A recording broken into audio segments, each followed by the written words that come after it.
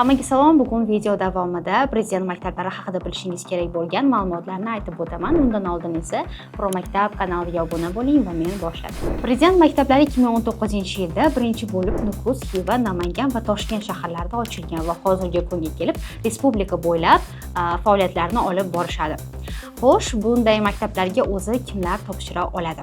Afsuski, farzandingizga Prezident maktabiga topshirish uchun faqatgina bir marta imkoniyat beriladi va farzandingiz 4-sinfni tamomlagan bo'lishi kerak. Imtihonlar esa matematika, ingliz tili, mantiqiy va tanqidiy fikrlash asosida bo'lib, bir yilda bir marta 2 bosqichda amalga oshiriladi.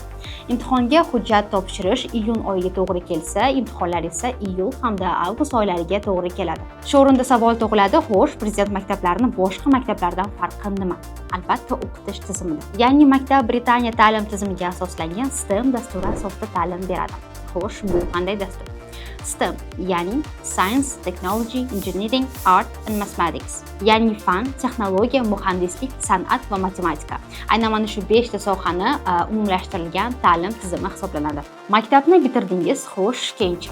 Prezident maktablarini bitirgan o'quvchilar O'zbekistondagi istalgan davlat maktablariga imtihonsiz qabul qilinishadi. Bundan tashqari, xorijiy universitetlarga ham maxsus sertifikat orqali hujjat topshirishi va qabul qilinishi mumkin va bunday katta imkoniyat beruvchi maktabga qabul jarayoni oson emasligini va raqobat qanchalik darajada kuchli ekanligini o'zingiz tasavvur qilishingiz mumkin. Shuning uchun ham respublika bo'ylab Prezident maktablariga tayyorlov kurslari va o'quv markazlari so'nggi yillarda juda ham ommalashgan. Maktab sharoitiga keladigan bo'lsak, maktab 5 kunlik ta'lim tizimi asosida internat maktabi shaklida ta'lim beradi va o'quvchilarga 5 mahal ovqat, turar joy, ya'ni yotoqxonasi va bundan tashqari ularga kerak bo'ladigan o'quv qurollari mutlaqo bepulga taqdim etiladi. Bundan tashqari ular darsdan so'ng istalgan sport mashg'ulotlariga va to'garaklarga qatnashishi mumkin.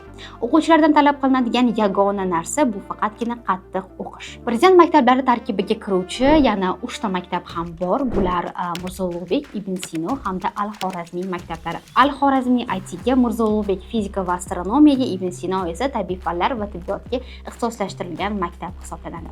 Agarda farzandingiz Mirzo Ulug'bek va Ibn Sino maktablariga o'qishga topshirmoqchi bo'lsa, 6-sinfni tamomlagan bo'lishi kerak. Agar Prezident maktablari imtihonlari haqida to'liqroq ma'lumot kerak bo'lsa, kommentariy qismida yozib qo'ying va videoni 2-qismini olishimiz ham mumkin va unda sizga imtihonlar va o'z umuman olganda maktab sharoiti haqida batafsilroq ma'lumot berishga harakat qilamiz.